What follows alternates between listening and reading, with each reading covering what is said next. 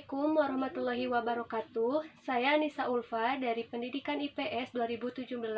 Dalam video kali ini, saya akan memaparkan dan menjelaskan tentang model pembelajaran dalam rencana pelaksanaan pembelajaran di kelas, khususnya yaitu di kelas 8 IPS SMP. Dalam rencana pelaksanaan pembelajaran kali ini, saya mengambil materi pokok dari kelas 8 IPS SMP semester 2, yaitu mengenai upaya pengembangan ekonomi maritim dan agrikultur di Indonesia. Adapun kompetensi dasar atau KD yang saya gunakan yaitu ada di 3.3, yaitu menganalisis keunggulan dan keterbatasan ruang dalam permintaan dan penawaran teknologi serta pengaruhnya terhadap kegiatan ekonomi, sosial, budaya bagi negara Indonesia dan negara-negara ASEAN. Selanjutnya yaitu ada indikator pencapaian kompetensi, ada 3 poin. Yang pertama yaitu mendeskripsikan potensi ekonomi maritim dan agrikultur di Indonesia. Yang kedua, menganalisis kondisi ekonomi maritim dan peran agrikultur di Indonesia. Dan yang ketiga yaitu mengidentifikasikan strategi pengembangan agrikultur di Indonesia. Adapun tujuan pembelajarannya ada 4 poin. Yang pertama yaitu peserta didik mampu mendeskripsikan potensi ekonomi maritim di Indonesia.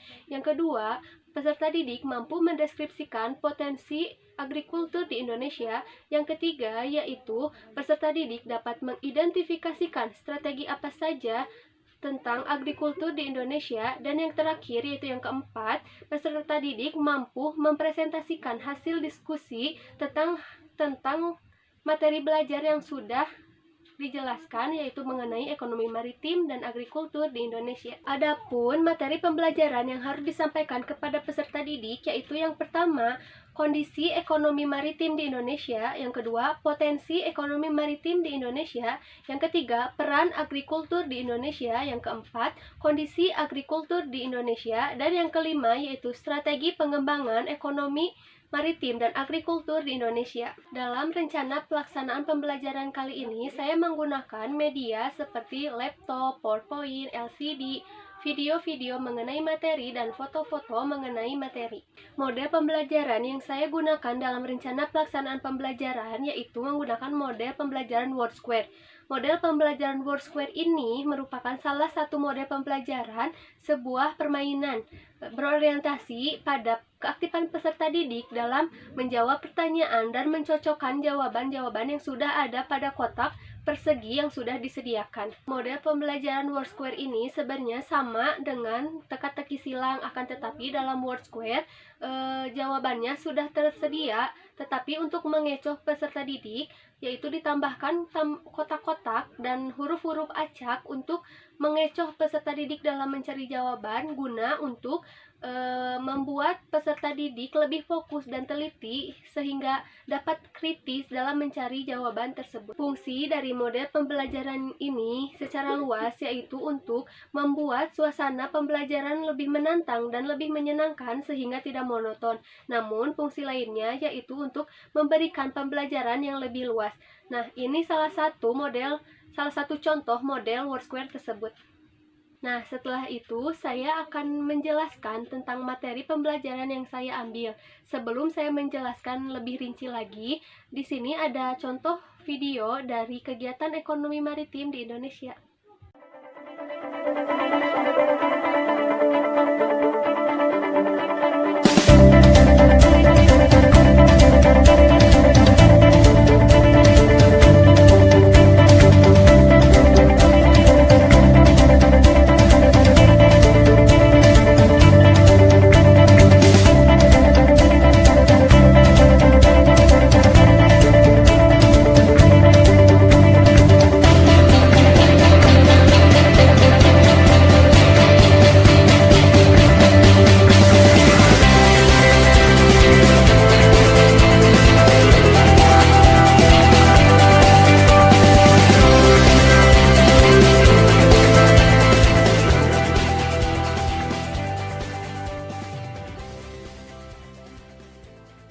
Nah, selain kegiatan ekonomi maritim di Indonesia, di sini juga ada kegiatan agrikultur di Indonesia. Nah, ini salah satu contoh videonya.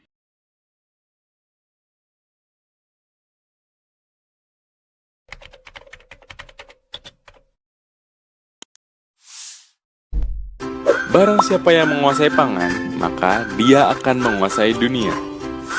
Pada tahun 2045, diperkirakan jumlah masyarakat Indonesia menyentuh angka 500 juta sampai dengan 1 miliar orang. Hal ini mengakibatkan peralihan lahan dari sawah menjadi kawasan industri dan kota, serta cadangan pangan masyarakat Indonesia menjadi berkurang.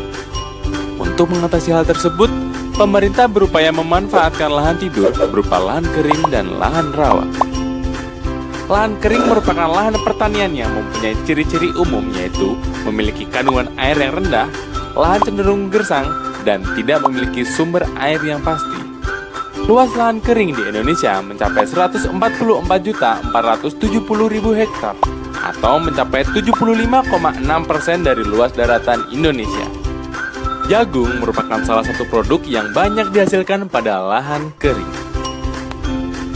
Lahan rawa merupakan lahan pertanian yang mempunyai ciri-ciri umum, memiliki kandungan air yang tinggi, selalu tergenang air, dan memiliki sumber air yang tetap. Lahan rawa terbagi menjadi lahan rawa pasang surut dan lahan rawa lebak. Luas lahan rawa di Indonesia sekitar 33.400.000 hektar. Yang terbagi atas 20.100.000 hektar luas lahan rawa pasang surut dan 13.300.000 hektar lahan rawa lebak.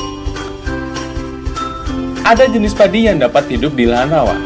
Contohnya, padi Inpara 2. Padi varietas Inpara ini mampu menghasilkan 4,82 ton per hektar untuk lahan rawa pasang surut dan 5,49 ton per hektar untuk lahan rawa lebak. Keunggulan dari padi ini mampu tahan terhadap hawar daun pato type 3, tahan terhadap blas, dan lumayan tahan terhadap warna coklat biotype 2. Dengan manfaat lahan rawa ataupun lahan kering, maka cadangan pangan di Indonesia akan seimbang dan masyarakat kita hidup sejahtera. Setelah kalian mengamati video-video tersebut, di sini saya akan menjelaskan lebih singkat lagi tentang materi, yaitu tentang upaya pengembangan ekonomi maritim dan agrikultur di Indonesia. Pertama, saya akan menjelaskan tentang ekonomi maritim di Indonesia. Nah, apa sih yang dimaksud dengan ekonomi maritim ini? Ekonomi maritim merupakan sebuah kegiatan ekonomi mencakup transportasi laut, industri galangan kapal, pengoperasian, perawatan, dan juga pembangunan sebuah pelabuhan dan industri-industrinya. Nah, maksudnya dari ekonomi maritim ini dapat disimpulkan bahwa ekonomi maritim merupakan kegiatan ekonomi di bidang kelautan. Selanjutnya, saya akan menjelaskan tentang kondisi ekonomi maritim di Indonesia, yaitu yang terbagi menjadi 3 sektor. Yang pertama yaitu sektor pelayaran, ada sektor perikanan, dan juga yang terakhir ada sektor pariwisata bahari. Yang pertama yaitu ada sektor pelayaran. Sektor pelayaran ini merupakan industri pelayaran yang menjadi infrastruktur dan tulang punggung bagi bangsa dan negara Indonesia. Yang kedua yaitu sektor perikanan. Nah, industri perikanan ini di Indonesia sangatlah besar dan bisa saja Indonesia menjadi salah satu negara dengan sektor perikanan terbesar di negara-negara Asia. Nah, yang terakhir ada sektor pariwisata bahari. Industri pariwisata bahari ini bisa saja menjadi dampak yang positif untuk menumbuhkan jiwa dan budaya bagi negara Indonesia itu sendiri.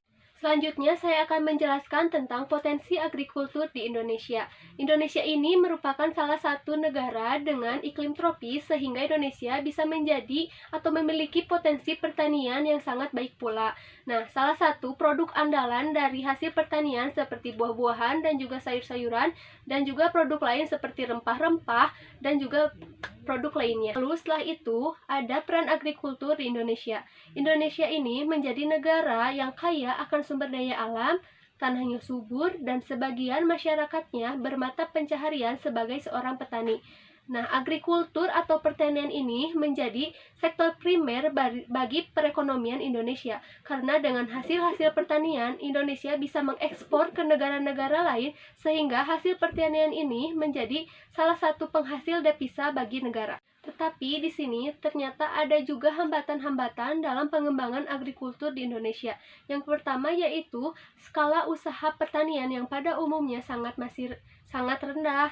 Ada juga modal yang terbatas, penggunaan teknologi yang masih sangat rendah, akses kredit, teknologi dan pasar yang rendah, alih fungsi lahan pertanian menjadi non pertanian, dan kurang adanya benih yang bermutu bagi para petani. Yang terakhir yaitu ada juga strategi dalam pengembangan agrikultur di Indonesia ini. Menjadi ada 3, yaitu ada eco farming, pendistribusian pupuk secara merata, dan juga perbaikan irigasi. Setelah selesai menjelaskan dan memaparkan materi mengenai upaya pengembangan ekonomi maritim dan agrikultur di Indonesia tersebut, setelah itu saya akan meminta peserta didik untuk membentuk 6 kelompok, dan 6 kelompok itu akan menjawab pertanyaan-pertanyaan yang sudah disediakan dan mencari jawabannya dalam kotak word square yang sudah disediakan juga. Setelah peserta didik tersebut selesai membentuk kelompok, nanti saya akan meminta perwakilan kelompok untuk mengambil pertanyaan yang sudah disediakan. Nah, di sini saya menyediakan pertanyaan atau soal-soal mengenai materi yang sudah dipaparkan dalam bentuk bendera ini. Nah, bendera-bendera ini berisikan soal pertanyaan mengenai materi. Di sini ada 12 nomor dari nomor 1 sampai dengan 12, yang dimana peserta didik akan memilih 2 soal atau 2 bendera ini untuk nanti akan berdiskusi dengan kelompoknya. Berikut ini ada contoh soal-soal yang sudah saya buat untuk peserta didik berdiskusi bersama kelompoknya.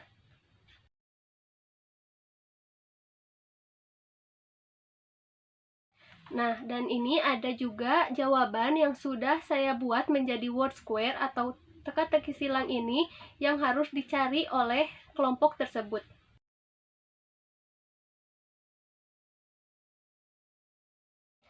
Setelah peserta didik tersebut berdiskusi dengan kelompoknya dan menemukan jawaban, dan semua kelompok sudah selesai, saya akan meminta kelompok satu persatu, satu kelompok untuk maju ke depan dan menjelaskan secara singkat mengenai jawaban yang mereka dapat dan menjelaskan juga tentang materi yang mereka ketahui tentang jawaban itu.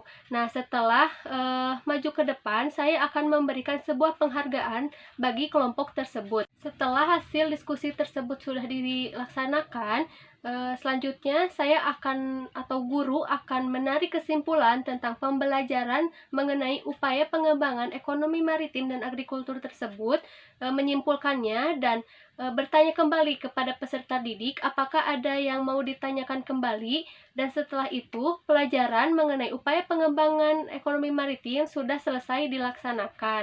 Sekian dari video ini mengenai langkah-langkah model pembelajaran dalam rencana pelaksanaan pembelajaran. Saya Nisa Ulfa Rismawati dari Pendidikan IPS 2017 mengucapkan terima kasih atas perhatiannya dan mohon maaf apabila ada kesalahan. Wassalamualaikum warahmatullahi wabarakatuh.